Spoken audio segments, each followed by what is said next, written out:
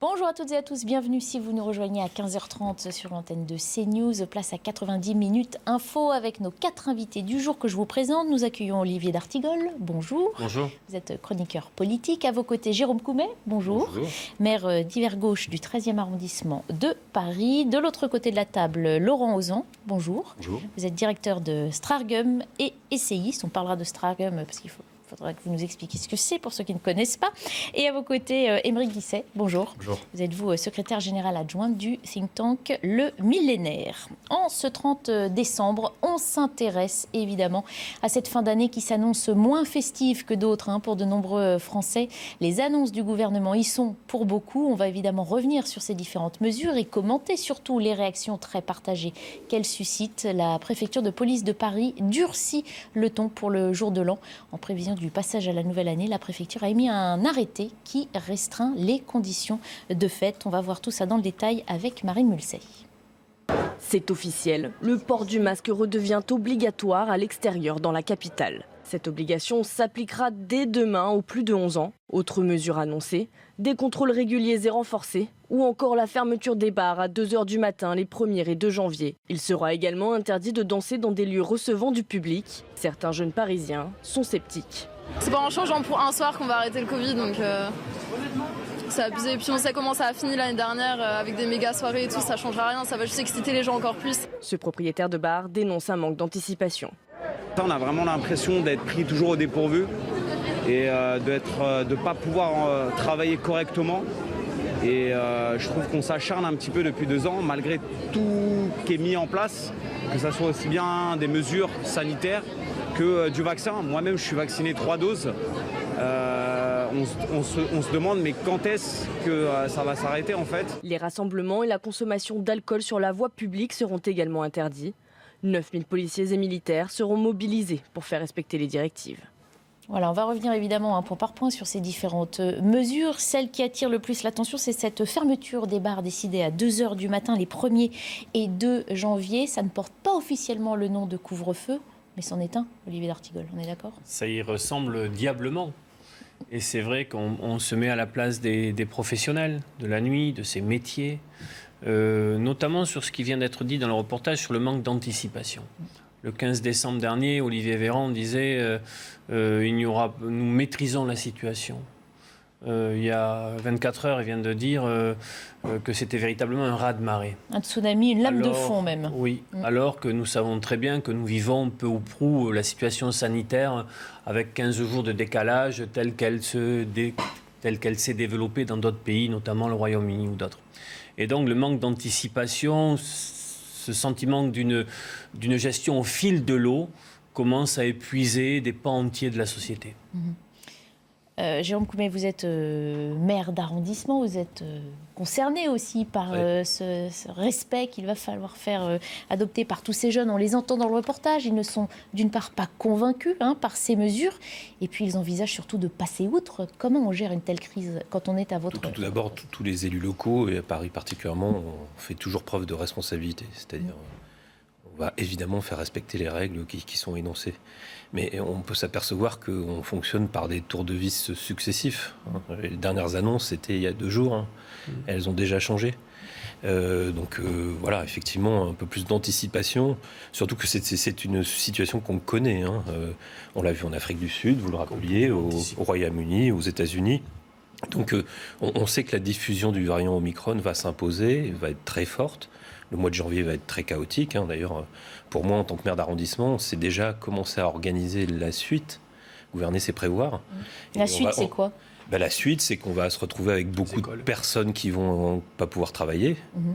Et donc, par exemple, l'ouverture des écoles, qui a été beaucoup interrogée, ça va être une ouverture en trompe-l'œil.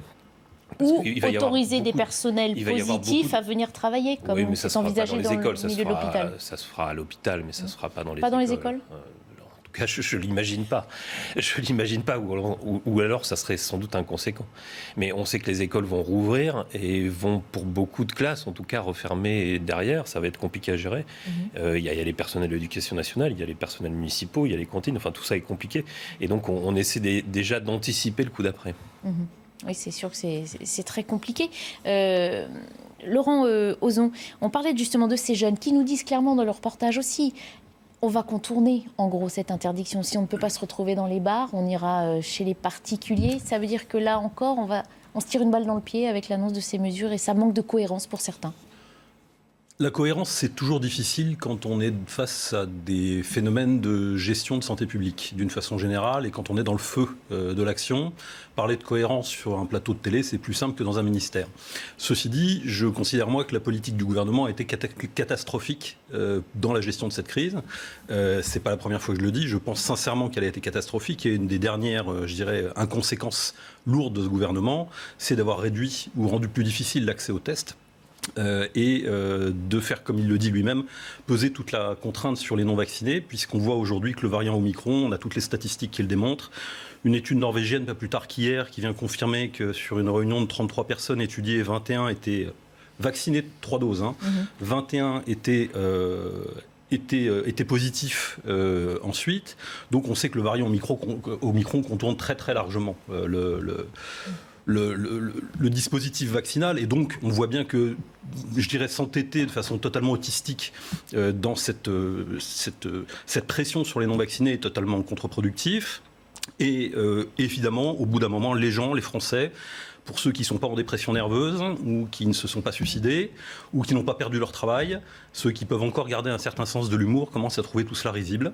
Et il y a peut-être un moment où il va falloir commencer à se poser la question de la balance bénéfice-risque, c'est-à-dire celle qu'on a entre le stress qu'on fait subir à la population et les effets de ce stress et le risque réel sur la santé publique. Et en même temps, on le rappelle, la majorité des Français, même lassés de toute cette politique, appliquent et respectent les règles qui sont édictées sous la contrainte, on le rappelle. Aymeric Guisset, est-ce que ça veut dire aussi que d'un point de vue politique, face à une telle incohérence soulevée par-ci par-là par l'opposition ou par des Français lambda, c'est très difficile pour un responsable politique de finalement peut-être reconnaître des erreurs, mais de façon très modeste, en disant peut-être, bon, voilà, ce que nous avons fait jusqu'ici n'a pas bien fonctionné, essayons peut-être de lâcher prise, relâcher la pression et de vivre avec ce virus, finalement, comme on nous l'a dit, il y a déjà 1 an et demi. C'est exactement ça. Il y a des incohérences qu'en fait, il y a un changement de doctrine qui est en train d'être opéré par le gouvernement. C'est-à-dire qu'avec le pass sanitaire, d'abord, l'ambition, c'était de limiter la propagation du virus et d'être dans une stratégie un peu zéro Covid. Finalement, on s'est aperçu que même la Chine n'est pas arrivée alors que c'est un pays très autoritaire et que finalement, être vacciné n'empêchait pas de transmettre le virus. Et donc, en fait, là, on revient à la doctrine initiale, peut-être était celle du début, mais qui est permise par le variant Omicron, parce qu'il est moins létal et qui se propage plus vite, c'est celle plutôt d'éviter les formes graves. Et là, on a le vaccin pour ça, qui est un outil qui est efficace. Et donc, on est plutôt sur cette doctrine de passe vaccinal pour permettre la libre circulation du virus, comme au Royaume-Uni avec la doctrine de Boris Johnson. Et finalement, limiter les formes graves, regarder le seul indicateur qui est important, c'est-à-dire celui des hôpitaux, et laisser les contaminations et les cas s'envoler, puisque le variant Omicron, pour une fois, permet de décorréler le nombre de cas du nombre d'hospitalisations dans les hôpitaux. Et donc, dans le cas précis d'un couvre-feu un peu officieux, on est dans cette zone de tension où finalement le gouvernement veut changer de doctrine à partir du 15 janvier, en passant sur cette doctrine plutôt de laisser aller, de laisser circuler le virus. Mais en même temps, il est obligé de montrer politiquement qu'il a pris la mesure de ce variant, de prendre des mesures qui sont davantage politiques que sanitaires. Et c'est plutôt le sens du retour du masque en ville et de ce couvre-feu déguisé dans l'agglomération. Alors justement, on y vient. Le masque, c'est l'une des mesures, fait son retour en extérieur. À partir de l'âge de 11 ans, il sera obligatoire dehors dans presque toute l'Île-de-France déjà demain. La Seine-Saint-Denis ayant emboîté le pas aux autres préfectures franciliennes. Obligation aussi à Lyon, Villeurbanne et dans les Pyrénées-Orientales. Alors est-ce que les Français lassés sont prêts à remettre leur masque en extérieur? On leur a posé la question, écoutez. Dans Paris, oui, pour moi, c'est primordial parce que bon, quand vous êtes sur les champs à 18h, quand je sors du travail, il y a énormément de monde, donc c'est sûr que ça peut être important. Après, dans d'autres villes, faut voir, faut regarder en banlieue, en petite banlieue, grande couronne, je suis pas sûr que ça soit nécessaire. Pour ma part, je trouve pas ça forcément nécessaire. Après, dans l'absolu, porter le masque à l'intérieur, il n'y a aucun souci. Mais à l'extérieur, je trouvais pas ça nécessaire de le remettre en place. Voilà. Concrètement, ça va changer quoi? À part s'intoxifier avec le masque, encore une fois à l'extérieur, alors que bon, on peut un peu respirer quand même. Donc voilà. Voilà. Et avant de vous entendre, messieurs, je voulais aussi vous remémorer des prises de parole de ces responsables politiques. Prises de parole qui datent d'il y a quelques mois, mais elles concernaient le masque en extérieur. Voilà ce que en disait l'exécutif. Personne, et je le redis et je le redirai chaque jour parce que c'est important, personne n'a besoin de porter un masque si un médecin ne vous demande pas d'en porter un. Nous continuons tous à voir beaucoup de personnes dans les rues avec des masques. On peut comprendre leur inquiétude dans cette situation totalement inédite, mais c'est vraiment, je le rappelle, une denrée rare et totalement inutile pour toute personne dans la rue. Les Français ne pourront pas acheter de masques dans les pharmacies parce que ce n'est pas nécessaire quand on n'est pas malade. Voilà, alors on peut se dire qu'on a déjà eu ce débat il y a 1 an et demi. On peut dire que déjà à l'époque, comme on l'entend de la part de l'exécutif, on disait que ce n'était pas si utile que ça en extérieur. Aujourd'hui, 1 an et demi après, l'ensemble des médecins s'accordent à dire que ce n'est pas efficace en extérieur. Pourquoi l'exécutif continue-t-il de puiser dans ce genre de mesures pour lutter contre l'épidémie ? Il y a une technique de diversion. Ce que vous venez de faire est redoutable pour l'exécutif. C'est ces injonctions contradictoires qu'on a vécues sur le masque, qu'on a vécues sur d'autres sujets concernant la gestion de la crise sanitaire. La question du masque aujourd'hui, je pense que la société française a tenu le coup. Les gens savent très bien comment faire. Le discernement fait que quand on arrive dans un endroit où il y a de la densité, on met son masque. Marché de Noël en ce moment, etc.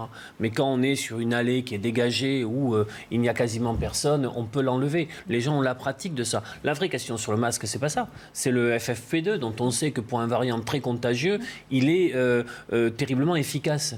Or, on apprend aujourd'hui qu'il n'y a pas de commande d'État, que les lignes de production du FFP2 dans notre pays tournent au ralenti. On entend déjà les prochains débats, les prochaines critiques. Que la commande publique est toujours en Chine sur du masque chirurgical. Pourquoi, diable, n'a-t-on pas réarmé la production française sur ce type de masque ? Pourquoi l'hôpital public va plus mal aujourd'hui qu'il y a 1 an ? Pourquoi les règlements sanitaires pour les écoles varient de nouveau sans qu'on ait l'idée de l'efficacité de ce qui nous est proposé ? Y compris le ministère vient de retoquer le ministre Blanquer sur ses déclarations publiques d'il y a 48 heures. On voit bien qu'il y a en effet un manque à la fois d'anticipation et j'ai envie de dire de projection. On nous avait dit le monde d'après, vous en souvenez, après la première vague. Et on s'était dit, au moins sur ça et ça, on fera attention, on ne nous y reprendra plus. Sur l'hôpital, sur la situation dans les écoles. Or, on revit les mêmes débats, les mêmes sujets. La remise à plat de l'hôpital, comme le prônent les médecins, n'a pas eu lieu, mais ne peut pas se faire de toute façon en quelques mois. Oui, mais les gestionnaires ont repris le pouvoir. Quand les soignants étaient au cœur du dispositif en termes de démocratie sanitaire, ils ont montré qu'ils savaient comment faire. Jérôme Coumet, là aussi, sur les masques en extérieur, il va falloir contrôler. On nous parle de forces de l'ordre mobilisées pour contrôler et les passes sanitaires, puisqu'on sait que c'est un gros problème, en tout cas une priorité du gouvernement, et le port du masque désormais.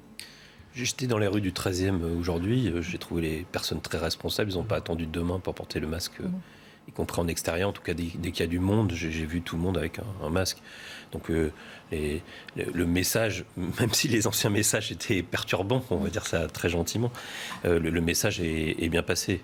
Et je pense que les gens maintenant savent se protéger. Et d'ailleurs, les chiffres pour ces vacances l'ont montré. C'est-à-dire que comme à toutes vacances, quand les choses sont interrompues, les gens sont très précautionneux. Ils l'ont été pour les fêtes. Ils ne sont pas réunis à 50 pour fêter Noël. Les gens ont compris les messages.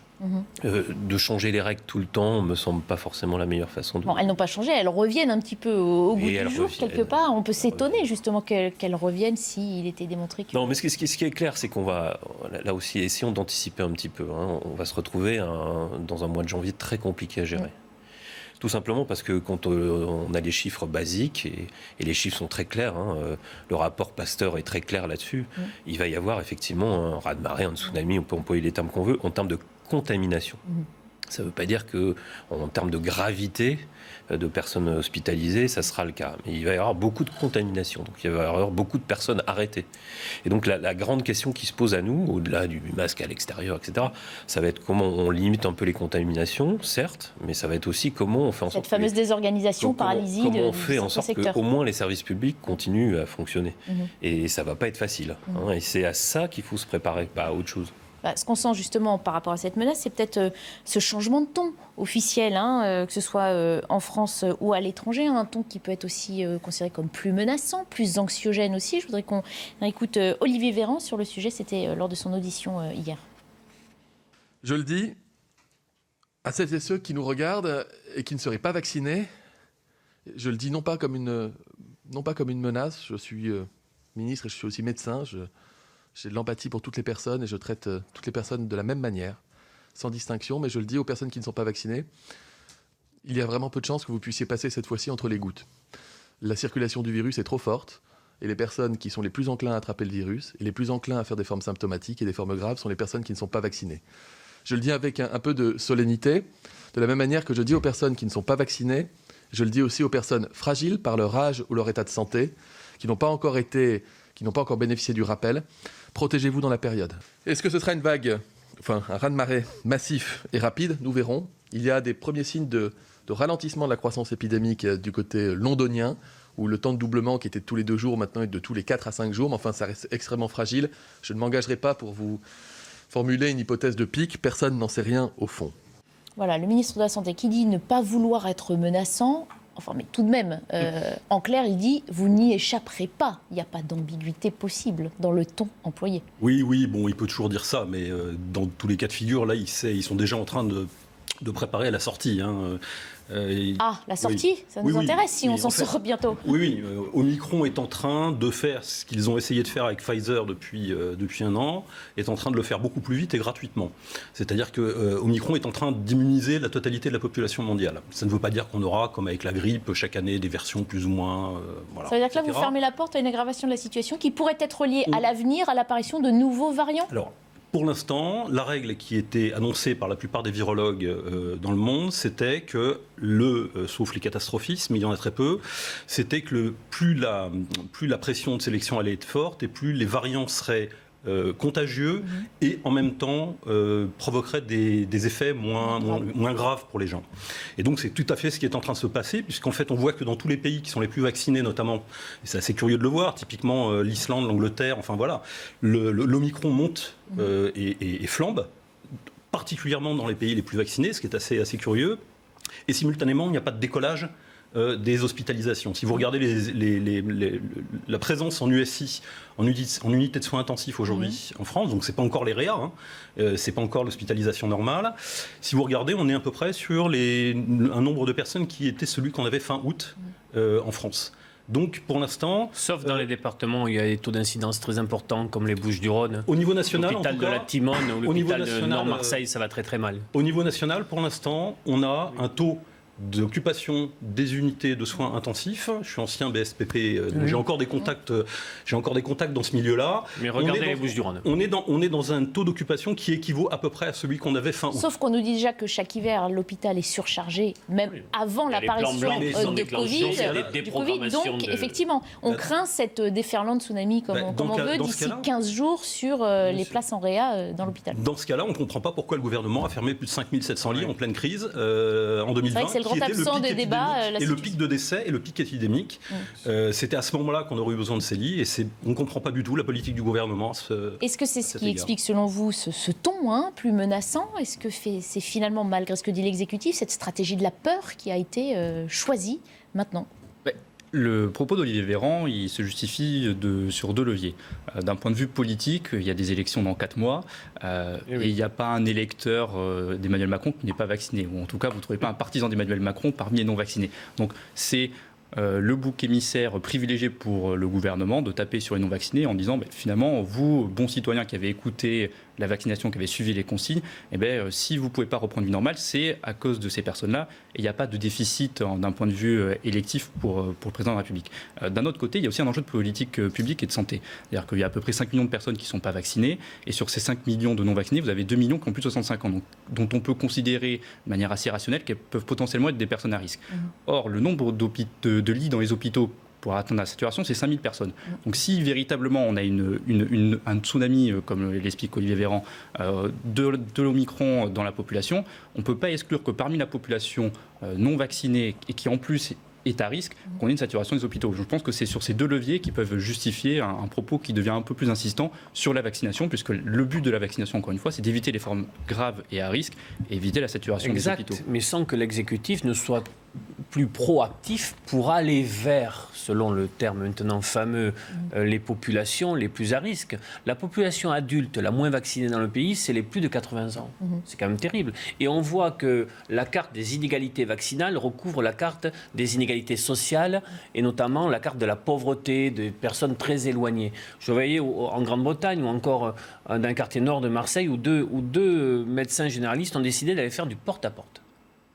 On pourrait se dire, c'est quand même, mais pour voir, êtes-vous vacciné? Non. Tiens, est-ce qu'on peut en discuter? Ce sont les autorités britanniques moi, aussi je qui ne y pensent comprends sérieusement. pas que notre pays n'ait pas mis en place un dispositif de maille beaucoup plus resserré, en mobilisant tous les acteurs des politiques publiques et des politiques de l'insertion sociale pour aller vers ces publics qui sont les plus fragiles et non vaccinés aujourd'hui. Parce que nous n'avons pas... je ne suis pas d'accord avec l'opération communication qui vise à réduire ces gens à des antivax.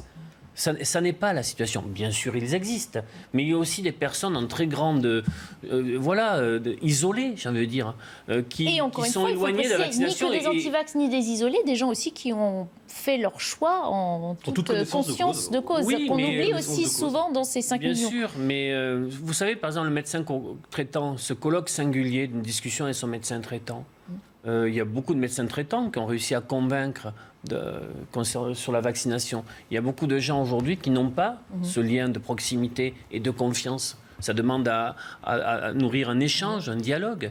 Et les personnes qui font ce travail-là, je pense à ces 2 médecins généralistes, ils obtiennent des résultats. En tout cas, moi, je peux confirmer que quand on le fait, ça marche. Oui. Parce que nous, on va frapper aux portes, on a organisé des opérations d'aller vers, comme vous dites, c'est-à-dire s'installer dans les quartiers les plus populaires. C'est vrai qu'on l'avait vu pour les tests convoquer, entre guillemets, en tout cas inviter à partir des fichiers de la sécurité sociale les personnes non vaccinées, ou les personnes qui devaient se faire d'ailleurs leur 3e dose, qui étaient potentiellement en retard, et ça marche bien. C'est-à-dire qu'on a des personnes qui viennent se faire vacciner, parce qu'il ne faut pas oublier qu'il y a des personnes qui sont loin de tout. C'est compliqué de prendre un rendez-vous sur Internet quand on n'a pas Internet. C'est aussi bête que ça. Et donc, effectivement, il faut accentuer ce type d'opération. Et c'est là où il faudrait mettre un peu plus de moyens. Alors nous on le fait au niveau de la municipalité, mais il faudrait que ça soit généralisé beaucoup plus largement en France. Public. C'est-à-dire que j'ai l'impression quand même que, alors même qu'on sait que la population est en train d'être immunisée très largement par un variant qui produit une immunité naturelle beaucoup plus lourde, qu'on a un temps d'avance, puisqu'on sait ce qui se passe dans d'autres pays qui sont en avance, je dirais, de contamination sur ce plan. Je pense que continuer à raisonner comme il y a 3 mois avec les vaccins, ça commence à ressembler un peu à l'histoire des dodos dans l'âge de glace, si vous voulez. Les dodos n'ont jamais froid, la fin du monde ne passera pas. Il y a un moment, il faut sortir de l'autisme. Il faut. Je termine. Je suis pas tout à fait d'accord. Oui, je prends une image un petit peu caricaturale, mais à peine. Il y a aujourd'hui, le gouvernement, j'en suis sûr, prépare déjà la sortie de cette histoire, prépare déjà la sortie de crise. Ils mettent aujourd'hui la pression, essentiellement, je suis d'accord avec mon voisin, pour des raisons politiques, parce qu'ils ont compris que c'était un clivant et que tant qu'on était sous la pression de cette crise sanitaire, de cette hystérie collective qui est organisée systématiquement, leurs opposants ne pouvaient pas dérouler leur programme, les débats qui intéressent les Français ne pouvaient pas avoir lieu. C'est donc une façon d'occuper l'espace médiatique avec un sujet sur lequel ils trônent en quelque sorte en régulateur des humeurs collectives. On poursuit la discussion dans quelques minutes, le temps de s'arrêter pour une page de publicité. Évidemment, on continue de débattre de cette gestion de la crise Covid dans quelques instants sur CNews. À tout de suite. Retrouvez tous nos programmes et plus sur cnews.fr.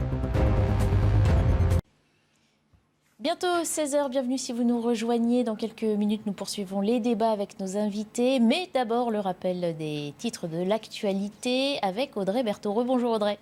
Rebonjour Barbara, bonjour à tous. Le port du masque sera de nouveau obligatoire dans tout Paris à partir de demain.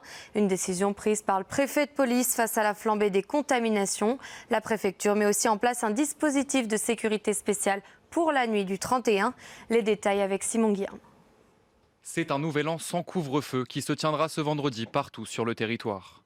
Mais le gouvernement a laissé la main au préfet pour adapter les mesures en fonction des départements. À Paris, en plus de l'annulation de l'emblématique feu d'artifice sur les Champs-Élysées, les bars et restaurants devront fermer à 2h du matin. Même heure à Nice et à Cannes. 1h du matin dans le Var et 3h dans le Haut-Rhin et les Côtes-d'Armor. À partir de demain midi, le port du masque en extérieur redevient obligatoire à Paris et dans certains départements d'Île-de-France. Fermés depuis le 10 décembre, les discothèques le resteront jusqu'à la fin du mois de janvier. Et concernant les festivités, la consommation d'alcool sur la voie publique sera strictement interdite. La situation sanitaire à Paris est extrêmement dégradée et c'est pour ça que pour éviter des regroupements en trop grand nombre dans des lieux qu'ils soient ouverts ou fermés avec de la consommation d'alcool qui induit un relâchement des gestes barrières, qu'on met en place ces différentes mesures. Dans les lieux clos, danser et consommer debout sera strictement interdit dans tous les établissements de restauration. Pour l'instant, pas de mesures supplémentaires dans les transports en commun qui devraient circuler toute la nuit. Pour certains, ces restrictions, notamment la fermeture des établissements à 2h du matin le soir du réveillon, font beaucoup réagir. Habituellement, la fête dure plus longtemps. Écoutez les réactions de ces Parisiens. Personne ne va rien respecter, et encore moins dans les bars. Pour ma part, ça ne servait à rien d'aller faire le 31 dehors avec plein de gens. Je préfère le faire à la maison tranquillement. C'est sûr, ouais, moi je ne ferai pas jusqu'à 2h du matin. Nouvel An, ça dure au moins jusqu'à 5-6 heures. Donc c'est vrai que 2 heures, c'est... Bon, après, quand on n'a rien d'autre, c'est déjà mieux que rien. On sera 6 personnes. Et ça restera ainsi. Voilà. Je ne me vois pas aller dans une grande soirée, dans un ensemble avec plein de personnes. Ça serait un peu compliqué. Mais malgré la fermeture anticipée des bars et restaurants demain soir, aucun couvre-feu n'a été annoncé. Une décision qui satisfait pleinement Antoine Lauman, invité de CNews ce matin. Écoutez. Honnêtement, le couvre-feu réel aurait pu avoir des effets désastreux, à mon sens. C'est-à-dire que les gens vont évidemment faire des soirées privées, c'est ce que disait ce monsieur tout à l'heure. Et donc, il est préférable que les gens puissent rentrer chez eux et pas passer la nuit avec potentiellement plein de gens parce qu'ils se sentiraient bloqués par ce couvre-feu. Et évidemment, personne ne va croire qu'une autorisation de déplacement professionnel marche un 1er janvier à 4h du matin, quoi. Donc ça augmente l'effet. Donc, moi, je suis, pour le coup, assez satisfait du fait qu'ils n'aient pas mis en place de mesures de couvre-feu parce que je pense qu'elles auraient eu un effet négatif. Et on a appris cette mauvaise nouvelle pour Antoine Griezmann. L'attaquant français de l'Atlético Madrid a été testé positif à la Covid-19. 3 autres joueurs de l'effectif et l'entraîneur ont également contracté le virus. Pour lutter contre la propagation du variant, le masque FFP2 est fortement recommandé par les scientifiques. Certains pays l'ont même rendu obligatoire car il serait plus efficace que le masque chirurgical. Et vous allez le voir, certains pharmaciens le recommandent à leurs clients. Reda Mrabit. Plus protecteur, plus filtrant, le masque FFP2 paraît être la meilleure arme contre le variant Omicron. En tout cas, dans cette pharmacie des Yvelines, on le recommande vivement. Un masque FFP2, ok, un masque que vous allez garder toute la journée. Donc je vais vous conseiller de prendre ça. Plus, par tous les moyens que ce soit, on arrive à effectivement bloquer le virus, mieux c'est parce que le niveau de contamination est trop important. Donc je pense que le FFP2, là, en ce moment, effectivement, a tout son rôle à jouer. Si sa durée de protection peut aller jusqu'à 8 heures, le masque FFP2 est 10 fois plus cher que le masque chirurgical. 10 € la boîte, ça c'est à discuter aussi, à voir.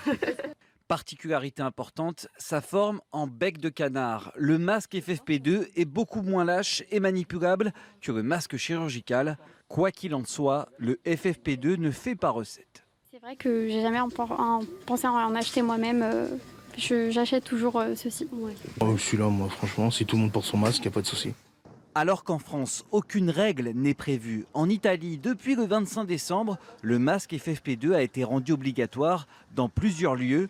C'était déjà le cas en Autriche et dans certains Länder allemands. Enfin, pour terminer ce journal, regardez cette nouvelle pièce de 2 € qui pourrait faire son apparition dans votre porte-monnaie dès samedi. C'est la première transformation de cette pièce depuis l'entrée en fonction de l'euro comme monnaie unique. Elle portera la devise de la République avec un chêne et un olivier représentant la force et la sagesse. Un geste symbolique puisque l'euro fêtera ses 20 ans en 2022. Voilà, c'est la fin de ce journal. Je vous laisse tout de suite avec Barbara Klein et ses invités pour 90 minutes info. Merci beaucoup Audrey. Oui, l'euro qui fête ses 20 ans. On parle plus de football et du cas positif d'Antoine Griezmann, mais bien de cette monnaie que nous avons désormais tous adoptée. On prolonge donc nos discussions. Je voulais vous évoquer, messieurs, la situation aussi très paradoxale des étudiants, puisqu'on le rappelle, donc par rapport aux mesures qui ont été prises pour les fêtes du Nouvel An, cette jeunesse française n'aura donc pas le droit demain soir de se retrouver dans des bars pour danser au-delà de 2h du matin, mais par contre, elle est bien attendue de pied ferme dans les amphis en janvier pour passer les partiels en présentiel. Est-ce que là aussi, on n'est pas en droit de s'interroger, Jérôme Coumet ? Oui, on peut s'interroger, mais sur les facultés particulièrement, c'était très chaotique, la gestion de l'épidémie. D'abord parce que chaque université était un peu livrée à elle-même. On avait l'impression que le ministère était un peu inexistant pendant cette période. Et effectivement, moi, il y a des choses qui m'ont beaucoup choqué. C'est qu'on pousse les étudiants, y compris positifs, à aller passer leurs examens. Alors, entre-temps, non. Si on est positif, ça a été rappelé mais sur notre antenne par Sarah El Haïry. Ça a été le cas aux précédents examens. Oui, alors ça me sera plus en 2022. Et d'ailleurs, j'en prends pour témoin ma fille qui a reçu quand même un mail de sa faculté un peu particulier sur ce plan-là. Donc moi je suis un peu inquiet effectivement là-dessus. Là aussi, on pourrait être un peu plus précautionneux. Ou alors, on estime effectivement que le variant Omicron n'est pas dangereux. Et là, pour poursuivre le débat de tout à l'heure, effectivement, moi, je ne suis pas pour le catastrophisme permanent. Heureusement, on peut imaginer qu'on s'oriente vers le bout du tunnel en ce moment. C'est très paradoxal ce que je vais dire, c'est parce qu'on va avoir un mois de janvier très compliqué, encore une fois avec beaucoup de personnes arrêtées, beaucoup de personnes confinées chez elles, des services publics qui vont octer, qui vont être très ralentis, et les entreprises privées aussi d'ailleurs. Et puis à côté de ça, effectivement, il faut se souvenir de ce que disaient les épidémiologistes, y compris au tout début de l'épidémie, où on s'oriente. Il y avait 2 sorties de crise possibles. Soit l'épidémie termine par elle-même, bon, c'est pas le cas, soit effectivement elle se transforme dans un épisode grippal ou apparemment un peu grippal, avec des vaccinations annuelles. Et là, on retournerait vers la normalité. C'est un peu ce bout du tunnel qui apparaît aujourd'hui. Il faut rester prudent, mais j'ai envie de garder cet espoir et de regarder le verre à moitié plein. On a tous envie, on disait demain soir, et on a tous envie de pouvoir se souhaiter une bonne nouvelle année, même si ça va être un petit peu plus délicat. Puisqu'on parlait des études, je vous propose la mise au point de Sarah El Haïry, c'était ce matin sur notre antenne, par rapport à justement les cas positifs dans le milieu étudiant. Écoutez. La ministre de l'Enseignement supérieur a posé un cadre extrêmement clair. Les règles sont simples. Il n'y aura pas de passe vaccinal ou sanitaire pour passer ces examens. Ah, ça, c'est important de le dire. Bien sûr, c'est important de le dire. Par contre, toutes les personnes qui sont testées positives, évidemment, ne doivent pas aller aux examens puisqu'il y a des sessions de rattrapage ou des sessions, en fait, pour pouvoir repasser ces examens si on est malade.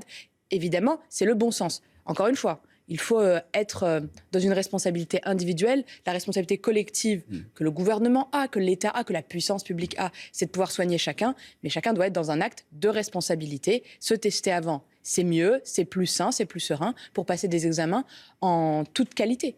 Pour passer des examens, et pas que, et on l'a vu ces dernières semaines avec les files d'attente pour se tester, la responsabilisation des Français, elle fonctionne bien. Elle fonctionne bien. Et c'est d'autant plus méritant que le moins qu'on puisse dire, c'est qu'ils ont été soumis à des injonctions contradictoires depuis près de 2 ans, puisqu'on a eu absolument tout et son contraire depuis le début de cette crise. Vous avez donné un petit exemple avec votre vidéo tout à l'heure, mais je pense qu'on pourrait faire une vidéo d'1 heure quasiment avec des informations et contre-informations, parfois de 2 semaines, d'une semaine sur l'autre. Donc beaucoup de patience de la part des Français. Dans cette affaire typique dont vous êtes en train de parler, c'est assez intéressant. C'est-à-dire qu'effectivement, on ne va pas demander typiquement un test, vaccinal. Ni un pass vaccinal, sanitaire. ni un pass sanitaire pour aller passer des examens, donc de gens qui vont se retrouver ensemble. Ça montre bien, en fait, que le gouvernement a très bien compris qu'on était en phase de sortie de cette... Vous ne cessez de nous répéter ça, mais est-ce qu'on peut vraiment... On a aussi appris à être très prudent dans tout cette cela crise. est maintenant politique. Le gouvernement cherche à tirer un profit politique, à immobiliser ses adversaires, et tout cela est désormais politique. La sortie, Olivier d'Artigol, vous la voyez ? C'est à la secrétaire d'État à la jeunesse et à l'engagement. Est-ce qu'elle prend vraiment la mesure de ce qui s'est passé pour la jeune génération au cours des 2 dernières années ? On a peut-être autour du plateau le souvenir du sel de la vie de nos premières années de fac. Pas uniquement sur la formation, mais sur la sociabilité, sur les expériences qui ont été les nôtres, sur... Tout ça forge un itinéraire, une personnalité. Ce sont des étapes très importantes dans la construction. Ils en ont été privés. Moi, j'ai autour de moi des ados, des jeunes étudiants qui sont chamboulés par ce qu'ils ont vécu. Une expérience extrêmement traumatisante. Et je pense qu'il y a eu là, sur le plan gouvernemental, une absence de discernement sur... On n'est pas uniquement sur une crise sanitaire, c'est aussi une crise... anthropologique, c'est une crise de sens. Voilà, donc, et l'enseignement, vous l'avez dit, l'enseignement supérieur a été le parent pauvre de la gestion sanitaire et des politiques publiques sur les dernières années. Mais la ministre est totalement sortie des radars de la gestion de crise. Donc là, il y aura quand même quelque chose à réfléchir. Alors vous voyez la piste d'atterrissage en disant tout est politique. À la fois, vous avez raison en disant tout est politique, surtout avec le calendrier électoral qui est face à nous. Mais moi, je serais plus prudent sur la piste d'atterrissage sur la situation sanitaire et justement pas uniquement sur la circulation du virus, mais sur l'état de notre société après ce chamboulement. C'est-à-dire, je pense qu'il y a des dimensions psychologiques, des dimensions qui ont pu atteindre les individus, et ça demandera beaucoup de temps pour être réparé. Sans doute beaucoup plus d'ailleurs, c'est ce que disent les médecins, qu'il nous faudra payer le prix de ces conséquences. Il y a deux conséquences. Il y a celle-là, et effectivement... la psychiatrie dans notre pays, qui était déjà le parent pauvre, en ce moment est totalement débordée, totalement débordée, sur les jeunes particulièrement, mais pas que. Plus les retards d'apprentissage. Il y a tous les soins qu'on a reportés, et c'est pas qu'un peu. C'est pour ça que tout ça commence à devenir odieux. Surtout, toute la PHP, ça a été complètement gelé déjà jusqu'au 15 janvier. Et donc, il y a des personnes qui ne sont pas soignées en ce moment, sur d'autres formes de pathologies que le Covid, et la suite sera, là pour le coup, il va falloir y porter une attention très particulière, et renforcer les hôpitaux, c'est vraiment devenu quelque chose d'impérieux. Et puis, dans les dernières annonces, justement sur les mesures envisagées, la pression ne reposerait plus seulement sur les épaules des Français lambda, et j'ai envie de dire, mais également sur les entreprises. C'est ce qu'a annoncé Elisabeth Borne. On l'écoute et puis on en discute.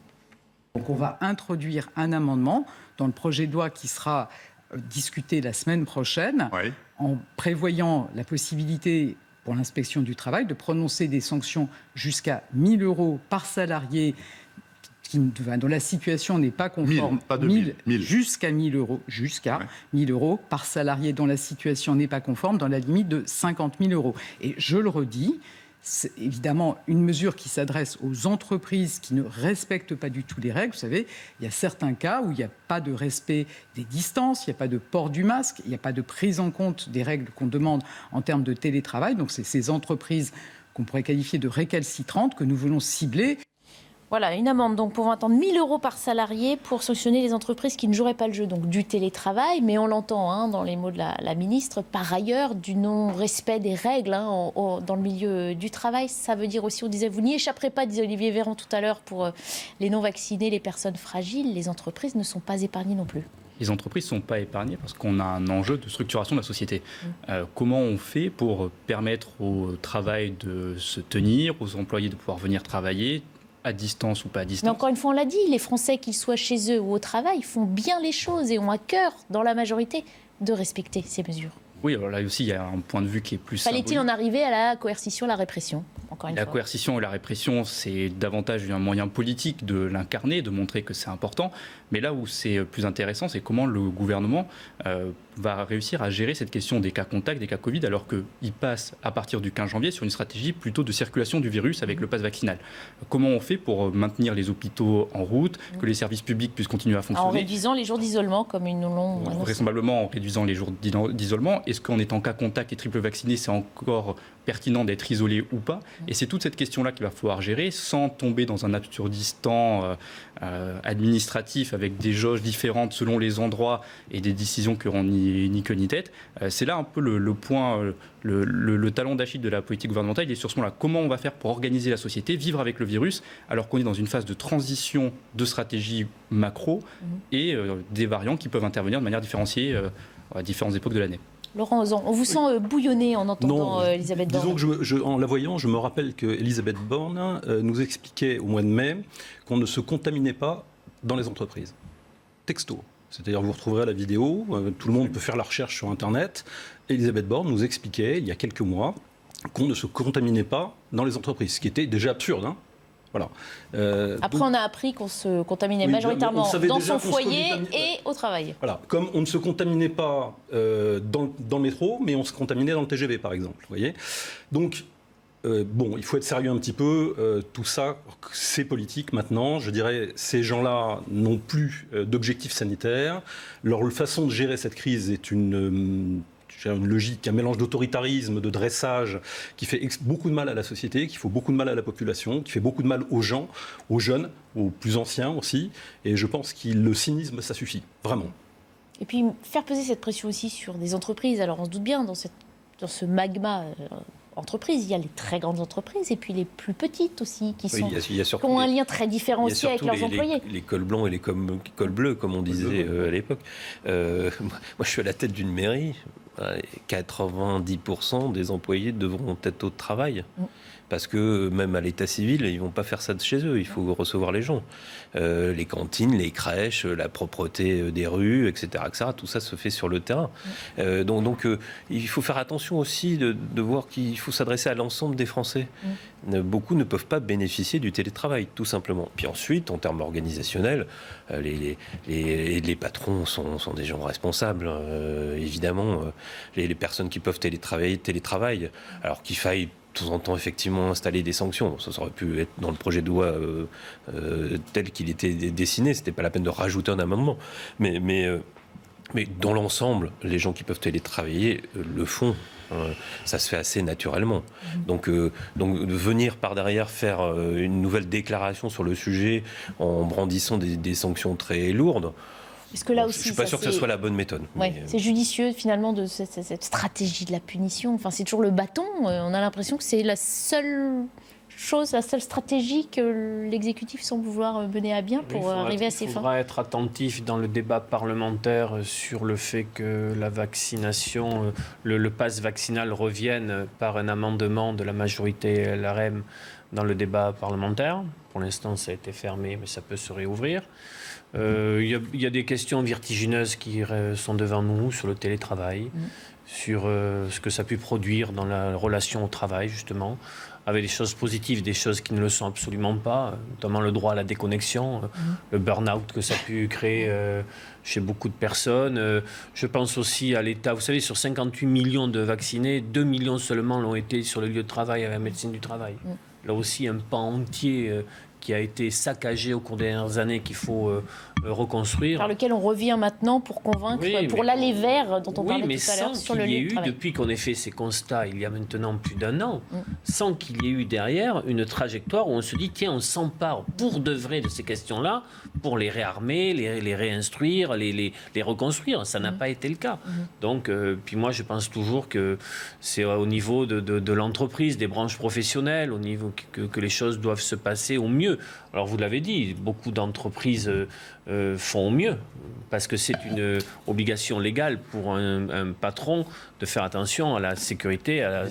Mais tout le monde n'a pas été vertueux dans la séquence. Il y a aussi eu des méthodes de management qui ont profité de la crise sanitaire pour pousser des salariés dans des nouvelles formes de productivité et de subordination.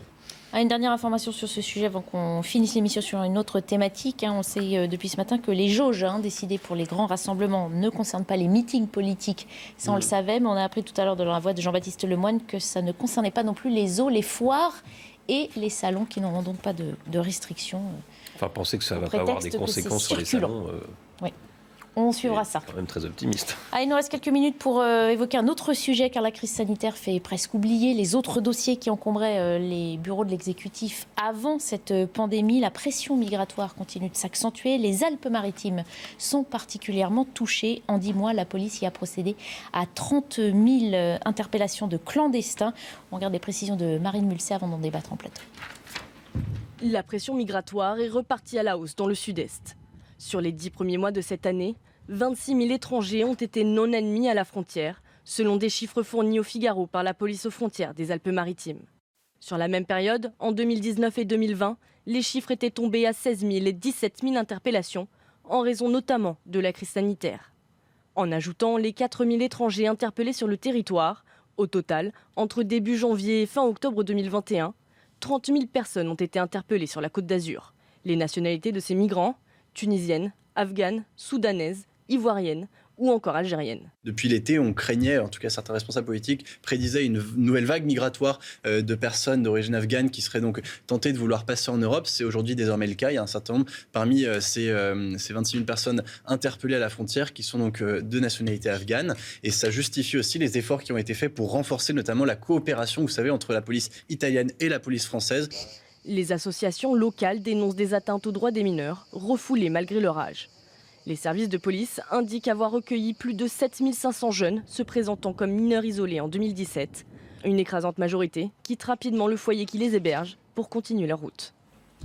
Voilà, donc pression migratoire à la frontière avec l'Italie. On rappelle aussi ce qui se passe dans la Manche, ce drame de fin novembre avec 27 morts. C'est un problème qu'on n'arrive pas à gérer, ni finalement au niveau national et plus largement au niveau européen. On le sait, avec ce qui s'est aussi passé récemment à la frontière entre la Pologne et le Bélarus. On ne s'en sort pas de ces questions. On ne veut pas le régler. On ne veut pas le régler. L'immigration est un phénomène qui contribue en fait à déstabiliser les pays d'émigration et les pays d'immigration. C'est une forme de déstabilisation qui est profonde. C'est une déstabilisation économique, culturelle, sociétale. Et cette déstabilisation, elle est une arme géopolitique. On voit comment elle a été utilisée. Comment elle a été utilisée par la Turquie jadis, comment elle a été utilisée par un certain nombre d'ONG américaines d'autre part, comment elle a été utilisée par la Biélorussie dans son bras de fer avec l'Union européenne, etc. Donc l'immigration, les migrants, dès lors qu'ils ont été, en quelque sorte, dès lors qu'ils ont quitté leur pays, deviennent des armes dans les mains de pays qui s'en servent les uns contre les autres. On ne sortira pas de cette... Vous dites on ne veut pas le régler et pourtant en tant que responsable politique on portera les conséquences de ce non-règlement du problème. On prend un risque politiquement. Ça fait 30 ans et les frontières françaises et européennes sont toujours des passoires. Donc si on avait voulu le régler, je pense qu'on aurait franchement vraiment pu le faire. Pour ça il faut une volonté politique, pour ça il faut des gens qui aient intérêt. Au niveau national ou au niveau européen ? Au niveau national d'abord, au niveau européen ensuite. C'est-à-dire qu'il ne peut pas y avoir de politique efficace en ce domaine à partir du moment où c'est une politique nationale stricto sensu. Elle peut être au niveau national et au niveau européen, mais une chose est sûre, c'est que l'Union européenne a plutôt indiqué à maintes reprises qu'elle ne voyait absolument pas d'inconvénient à la poursuite des flux migratoires qui se sont installés sur ce territoire. Et on l'a vu par ces récents épisodes que je rappelais à l'instant, c'est vrai que c'est notre talon d'Achille au niveau européen, l'immigration. On l'a bien vu avec cet épisode à la frontière avec le Bélarus. Tout à fait, c'est le talon d'Achille pour l'instant de la politique européenne. Il va y avoir un enjeu très fort en janvier avec la présidence de l'UE par Emmanuel Macron, dans 2 jours. Par la France. Ça va être d'essayer de régler cette question-là, parce que dans le même temps, Emmanuel Macron va être obligé de se positionner sur ce sujet qui est un sujet phare depuis 2 mois de l'après-campagne électorale. Et il y a une attente très forte des Français sur ce thème de l'immigration et de l'identité. Donc il y a fort à parier que le président de la République va vouloir de manière symbolique montrer que c'est à l'échelle européenne et non pas à l'échelle nationale que ce débat doit être réglé. Et donc on peut envisager une réforme de l'espace Schengen, une coopération plus forte à travers Frontex ou des décisions très fortes qui pourraient être portées dans le débat public à l'échelle européenne à l'occasion de cette présidence de l'Union européenne. Sauf que Frontex a été critiqué. On se souvient de la Pologne qui a dit ne nous envoyez pas Frontex, on va se débrouiller sans Frontex pour régler ce problème avec J'espère que les prochaines semaines et les prochains mois, je ne suis pas convaincu, nous permettront d'avoir un débat de qualité dans la complexité de ce sujet, d'abord en le réhumanisant un peu. J'ai été très marqué convaincu par pourquoi, Olivier d'Artigol ? Pas convaincu par quoi, vous dites Sur le fait qu'on pourrait avoir un débat serein et dans la complexité. J'ai été heureux de voir, vous savez, les migrants, ils n'ont plus de nom ni de prénom. Il y a eu un travail journalistique fait par des confrères à vous qui ont parlé des 27 de la Manche. Ils avaient des noms, des prénoms, des histoires, des familles. Pour resituer qui ils étaient, pour rappeler que ce sont des hommes et des femmes. Réhumanisés. Sinon, ça n'est que de migrants. Ils perdent leur nom et leur prénom. Je ne crois absolument pas à l'Europe forteresse, avec des murs et des barbelés. Je pense qu'il y a une urgence sur le devoir d'accueil et d'humanité. Je crois qu'il y a une réflexion à avoir sur l'état du monde, sur les inégalités, sur des politiques de coopération qui doivent être réinventées. Je crois que l'immigration, je suis hyper minoritaire en disant ça, c'est aussi une richesse pour nos sociétés, qu'il faudra reconsidérer ça. Mais je vois bien que dans la bataille idéologique, il y a beaucoup d'étapes devant nous pour essayer de réintroduire justement dans le débat ces notions un peu positives. Oui, d'abord revenons aussi à l'actualité. On n'est pas dans les flux migratoires extrêmement forts en ce moment. Ils ont baissé énormément pendant la crise Covid.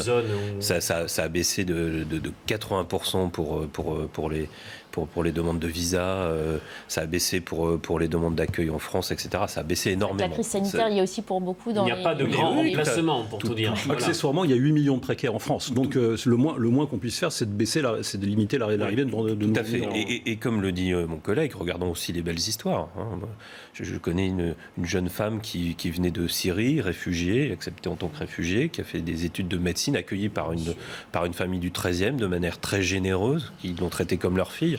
Et ça, c'est des histoires formidables. Et c'est des histoires qui vont contribuer à construire la France de demain aussi. Voyons ça. Pour le reste, effectivement, je crois que ça dépasse les prérogatives uniquement de la France. Moi, je suis d'accord, effectivement, là, pour le coup, à regarder les choses au niveau européen. Il y a deux choses qui doivent attirer notre attention. Premièrement, que maintenant un certain nombre de pressions, effectivement, c'est là où je vous rejoins, se font à l'échelle géopolitique. Ce qui s'est passé en Biélorussie est extrêmement grave. C'est-à-dire, ils sont allés chercher en avion des migrants de Turquie pour les envoyer contre la frontière européenne. C'est horrible. L'épisode d'Erdogan aurait dû nous faire davantage. Oui, et puis il y a une autre chose. Moi, je suis très étonné que les personnes qui parlent le plus d'immigration ne parlent pas du réchauffement climatique. Les migrants de demain vont être pour beaucoup poussés en dehors de leur pays avec les questions du réchauffement climatique. Et je pense que ces deux questions vont être de plus en plus liées. Avant, c'était les conflits, ça restera les conflits, ça restera la question de la misère économique, mais le réchauffement climatique va avoir des impacts extrêmement durs sur l'immigration de demain. Il faudrait peut-être s'en préoccuper davantage. On l'annonce, c'est vrai que plusieurs personnes sur ces plateaux, mais c'est comme si on était aussi le nez dans notre crise sanitaire. Avec des œillères un petit peu pour avoir les moyens de traiter les autres soucis. Quand ce débat est abordé, il est abordé souvent avec des idées de peur, d'invasion, de vagues, de grands remplacements, voilà, bon...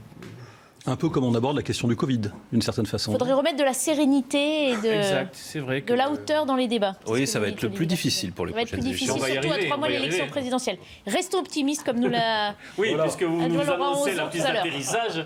Je suis d'accord avec ça. On y croit. Et en tout cas, merci messieurs d'avoir été les invités de 90 minutes info aujourd'hui. Merci à vous de nous avoir suivis. Dans quelques minutes, c'est Punchline. Patrice Boisfer qui prend la suite avec ses invités. Je vous retrouve avec plaisir demain matin sur l'antenne de CNews. Bonne fin de journée à tous. Retrouvez tous nos programmes et plus sur cnews.fr.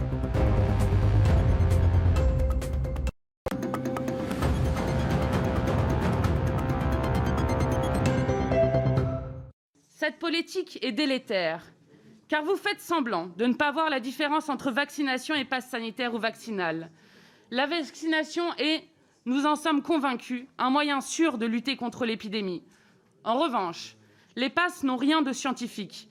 Ils sont une manière spécifique de gouverner le pays en faisant du vaccin un critère d'accès à certains lieux du quotidien. Vous confondez à dessein l'un et l'autre pour mieux taxer d'obscurantistes toute critique de votre politique. Peu importe que l'Organisation mondiale de la santé se prononce contre l'obligation vaccinale, qu'elle alerte sur le risque de prolongation de la pandémie avec des programmes de rappel sans discernement, que le Conseil scientifique s'interroge sur l'efficacité du pass sanitaire, que la CNIL ou la Défenseure des droits demande des garanties en termes de liberté publique, mais pour La République en marche, science sans contrainte ne serait que ruine de l'âme. À celles et ceux qui nous regardent et qui ne seraient pas vaccinés, je le dis non pas comme une menace, je suis ministre et je suis aussi médecin, j'ai de l'empathie pour toutes les personnes et je traite toutes les personnes de la même manière, sans distinction, mais je le dis aux personnes qui ne sont pas vaccinées, il y a vraiment peu de chances que vous puissiez passer cette fois-ci entre les gouttes. La circulation du virus est trop forte et les personnes qui sont les plus enclins à attraper le virus et les plus enclins à faire des formes symptomatiques et des formes graves sont les personnes qui ne sont pas vaccinées. Je le dis avec un peu de solennité, de la même manière que je dis aux personnes qui ne sont pas vaccinées, je le dis aussi aux personnes fragiles par leur âge ou leur état de santé, qui n'ont pas encore bénéficié du rappel. Protégez-vous dans la période, protégez-vous dans les jours qui viennent. Ne prenez pas de risques, évitez les contacts sociaux trop rapprochés et trop nombreux. Le virus circule beaucoup. Si vous voulez faire à tout prix respecter la loi, monsieur le ministre, commencez par faire respecter les taux de sucre des aliments à l'origine des comorbidités ou par garantir le droit à l'eau et à l'assainissement. Pendant ce temps, voici venu le règne de la santé à court terme. Les soignants sont à bout de souffle, les déprogrammations d'opérations continuent, les tentatives de suicide chez les très jeunes explosent. Le nombre de licenciés de sport chute, tout comme la santé mentale de nos concitoyens. Délétère enfin, parce que vous pervertissez l'état de droit. Vous décidez seul à l'abri de votre conseil de défense. Le Parlement est piétiné, photocopie les projets de loi à l'identique. Les comités d'entreprise ou les syndicats ne sont pas écoutés. Dans ce texte, vous permettez même avec ce pass vaccinal que des personnes non habilitées procèdent à des vérifications d'identité. Cette surveillance d'une partie de la société sur l'autre brise la solidarité au moment où elle n'a jamais été aussi nécessaire. Nous savons depuis presque 40 ans que la contrainte est contre-productive en matière de santé publique, qu'il faut mettre en place des politiques qui prônent la conviction, l'aller vers et l'association des personnes concernées. Le maître mot en matière de santé, c'est la confiance. Votre politique la détruit méthodiquement. Vous préférez la discrimination à d'autres mesures utiles pour endiguer l'épidémie, moratoire sur les fermetures de lits, généralisation des purificateurs d'air, instauration d'une société de roulement, pôle public du médicament, gratuité des tests et des masques, politique d'aller vers et surtout levée des brevets sur les vaccins. Monsieur le ministre, nous ne céderons pas à votre chantage qui consiste à opposer en toutes circonstances la protection de la santé et la sauvegarde des libertés. 5 millions de Français ne sont pas vaccinés, 4 millions d'adultes. Il y a 3 catégories de personnes qui ne sont pas vaccinées. Il y a encore des gens qui sont loin de tout. Loin de l'information, loin du système de soins, assignés à résidence, et nous allons les chercher. Une deuxième catégorie de personnes qui ne sont pas vaccinées que je qualifierais des méfiants.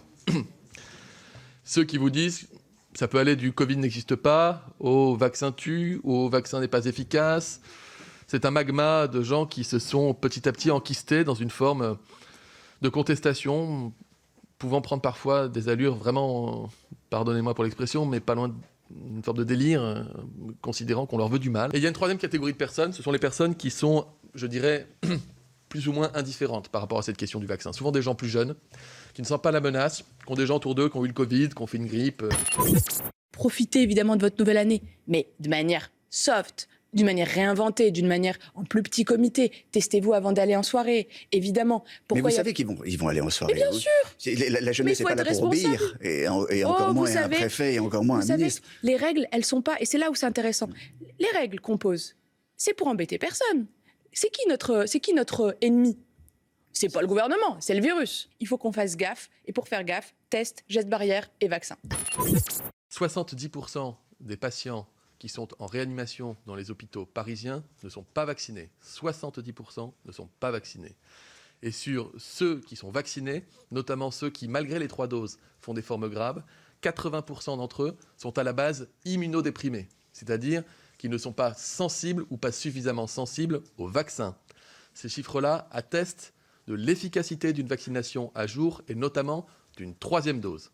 Si vous êtes à distance d'une 2e dose, les statistiques montrent que vous n'avez plus de niveau de protection suffisant face à des contaminations, y compris par le variant Omicron. Et que si vous êtes à jour de votre 3e dose, vous avez un risque qui réduit énormément. Et donc dans les hôpitaux, ne vous y trompez pas, pardonnez-moi, on trouve des personnes non vaccinées et des personnes immunodéprimées. Nous voilà donc convoqués un 29 décembre entre la bûche de Noël et les vœux du Nouvel An pour avaliser en un temps record votre décision de créer 2 catégories de citoyens dans notre pays. Les Français vaccinés d'une part et les non vaccinés ou les sans schéma vaccinal complet d'autre part, qui ne pourront plus aller au restaurant, au cinéma, au théâtre, au café, au club de sport associatif ou qui perdront leur travail purement et simplement. Il fallait y penser lorsque le président Macron nous l'avait seriné en mars 2020. Nous sommes en guerre. Pas de guerre sans ennemi, et l'ennemi est tout trouvé. Comme l'a répété le Premier ministre, il faut faire peser la contrainte sur les non-vaccinés. Alors, à bas les non-vaccinés. L'hôpital public est à bout de souffle. Rien à voir avec les 17 900 lits fermés pendant votre quinquennat, dont 5 700 lits en 2020 en pleine pandémie. Rien à voir avec les 4 milliards d'euros retirés à l'hôpital public ou les 14 milliards d'économies faites sur le dos de la sécurité sociale.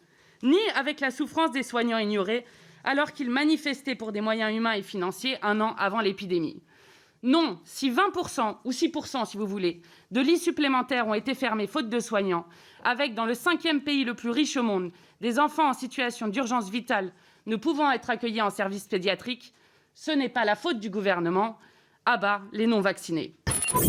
Ce projet de loi répond ainsi à la reprise épidémique de manière efficace et graduée. Il fait le choix de la science, il fait le choix de la responsabilité. C'est le choix que nous faisons depuis le début de la crise sanitaire. D'autres pays autour de nous ont fait d'autres choix, notamment en Europe. Et notamment des pays du nord de l'Europe qu'on m'a maintes fois cité en exemple en m'expliquant qu'ils ne faisaient rien et que tout se passait très bien. Ce sont des pays qui désormais ont fermé bars et restaurants, ont fermé cinéma, ont fermé lieux de culture, ont limité les déplacements. J'imagine que les parlementaires qui se faisaient un malin plaisir de me rappeler que tel ou tel pays n'avait jamais pris de mesures et s'en sortait très bien, aujourd'hui ne m'en parleront pas. C'est bien la Constitution qui pose la règle qui dit « vous ne pouvez pas réduire, poser une jauge ». Par contre, quelle indécence de certains partis politiques, quelle irresponsabilité. Il y a aujourd'hui la France Insoumise qui s'est déjà exprimée et de mémoire, il y a le Front National qui s'est également exprimé sur le sujet en disant « nous n'appliquerons pas ni les jauges ni le pass sanitaire ». Eh bien, c'est irresponsable. Quand on est prêt à demander la confiance la plus ultime pour les plus grandes responsabilités de l'État, eh bien, on protège les gens qui viennent. Et c'est pour ça que nous, la majorité présidentielle, appliquera les jauges pour ces meetings politiques, alors que ce n'est pas une obligation. 2 meetings politiques qui sont prévus pour ces 2 formations politiques. Le Rassemblement national de Marine Le Pen et LFI de Jean-Luc Mélenchon. D'ailleurs, c'est plus la France insoumise, c'est la France irresponsable à ce stade. La France insoumise, à l'Assemblée, a systématiquement voté contre tout ce que nous avons proposé dans le cadre de cette pandémie. On nous accuse, on nous fait un procès en déni de démocratie. C'est la 12e fois que le ministre est au banc. C'est la 12e fois. Donc c'est vraiment la France irresponsable. Les oppositions sont irresponsables pour celle-ci. Quant aux autres, et là je pense particulièrement à Madame Pécresse, mais où est-elle Madame Pécresse ? Elle a proposé de fermer les écoles, Madame Pécresse, ou de reporter la rentrée des classes. Comme certains médecins.